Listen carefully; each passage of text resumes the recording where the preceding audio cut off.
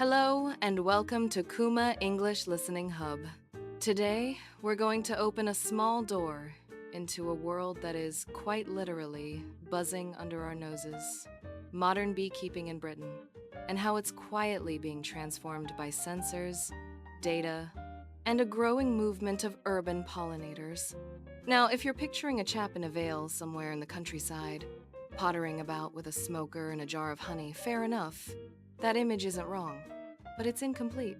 In London, Manchester, Bristol, and a surprising number of smaller towns, hives are perched on rooftops, tucked into community gardens, and stationed beside railway cuttings. And these days, some of them are wired up like something out of a science lab. Let's start with a simple question. Why should anyone who isn't keen on honey care about bees? Because bees are a bellwether. They're not just honey producers, they're pollinators, and pollination is a foundational service in ecosystems and agriculture. Roughly speaking, a significant proportion of the food we eat depends on insect pollination, directly or indirectly. When pollinators struggle, it can be a warning that something deeper is off-kilter. Habitat fragmentation, pesticide exposure, disease pressures, nutritional stress, you name it. In Britain, honeybees aren't the only pollinators by any means. We've got bumblebees, solitary bees, hoverflies, moths, and more. Yet, honeybees are special in one particular way. Because they live in managed colonies, we can actually monitor them almost like living environmental sensors. And that's where technology comes in. Traditional beekeeping, at least as practiced by most hobbyists, is built around inspections. You open the hive, remove frames, look for brood, check for signs of disease, assess food stores, and ideally spot the queen or evidence she's laying. It's hands-on, and in its way rather intimate, but it's also disruptive. Opening a hive changes temperature and humidity, it stresses the bees, and it relies heavily on the beekeeper's experience. If you're new to it, you can miss things. If you're busy, you might inspect too infrequently. And if you're unlucky, a problem can escalate between visits. Enter the sensor hive. Imagine a hive placed on a digital scale. That's not just a gimmick. The colony's weight is a story, written day by day. A sudden weight increase can indicate a nectar flow, meaning the bees are bringing in food at pace. A gradual weight loss might suggest dearth, less forage available, or that the colony is consuming stores. A sharp drop can be a red flag for swarming, when a large chunk of the colony leaves with the old queen to start anew. If you're watching the data, that drop can be the difference between being sorted and being left scratching your head, wondering where half your bees have gone. Then there are temperature sensors. Inside a healthy hive, brood temperature is tightly regulated, often around the mid-30s Celsius. Bees are astonishing at this. They heat, they ventilate, they fan, they cluster, they behave like a superorganism. If internal temperatures wobble outside expected ranges, it can indicate brood problems, queen failure, or simply that the colony is weak. Add humidity sensors, and you've got another layer. Too much damp can encourage mold and exacerbate disease. Too little can affect brood development. Audio monitoring is perhaps the most intriguing. Beekeepers have always listened to hives in a casual way. A content colony has a particular hum. An agitated colony sounds different. But modern microphones and signal processing allow more than intuition. Researchers and some commercial systems analyze frequency patterns, looking for acoustic signatures correlated with swarming preparation or queenlessness. It's not magic, and it's not perfect, but blimey, it's clever. The idea that you might get a notification saying, in effect, your bees are plotting a departure would have sounded daft not long ago. Now, let's not get carried away. Sensors don't replace beekeeping.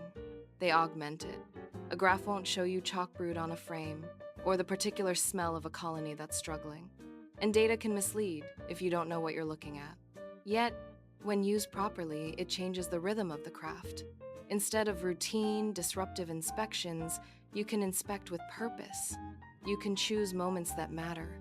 That's better for the bees and better for the beekeeper's sanity, especially if you've got a day job and you're already knackered by Friday.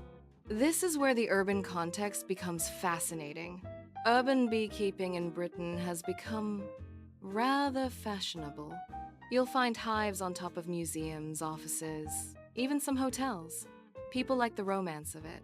The idea of producing local honey, of helping nature in the middle of a city. And there's a genuine educational value. A rooftop hive can spark conversations about biodiversity in a way that a leaflet never will. But there's a complication.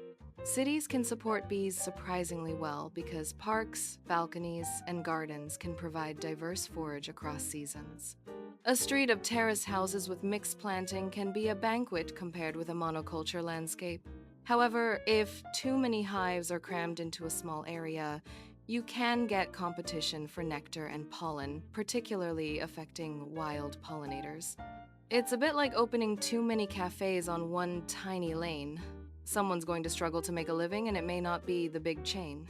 So, responsible urban beekeeping isn't just about putting a box of bees somewhere scenic and calling it conservation. It's about thinking like an ecologist. How many colonies can this area support? What's flowering in March, not just in July? Are there pesticide-free corridors? Are we planting for pollinators? Or merely for Instagram?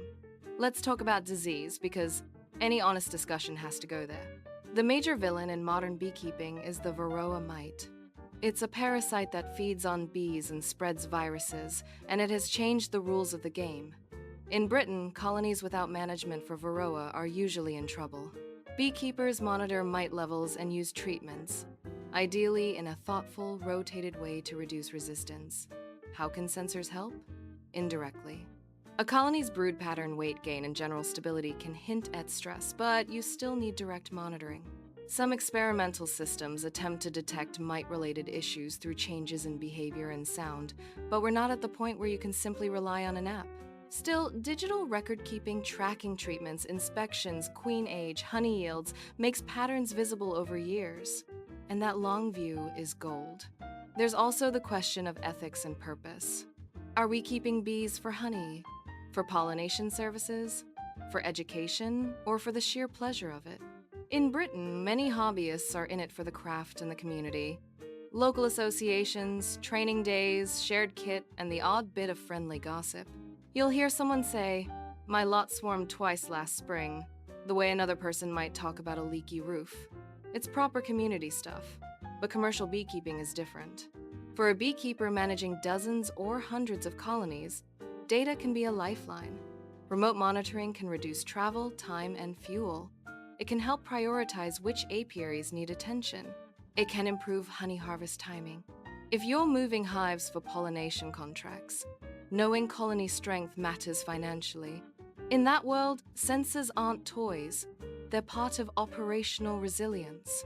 Still, there's a risk that we turn living creatures into spreadsheets. The best beekeepers I've met, whether hobbyists or professionals, balance the measurable with the experiential.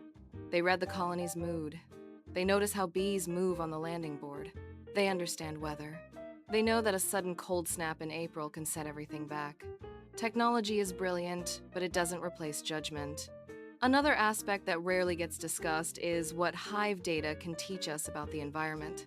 If you have a network of sensor hives across a city and surrounding countryside, you can compare nectar flows, seasonal shifts, and climate patterns. For instance, if colonies in one area show earlier spring buildup year after year, that could correlate with warming temperatures and changing flowering times. If forage gaps widen in late summer, it might indicate changes in planting or drought stress. Bees can become inadvertent climate diarists. In Britain, we love our citizen science, don't we? From the big garden birdwatch to local moth surveys, there's a tradition of amateurs contributing to genuine knowledge. Sensor hives could extend that tradition. Thousands of small datasets, collectively meaningful, provided privacy and standardization, are handled sensibly. Of course, there's always a cost. Sensor kits can be pricey, and not everyone has the budget. There's also connectivity. A hive in a remote spot with poor signal is not going to stream data nicely.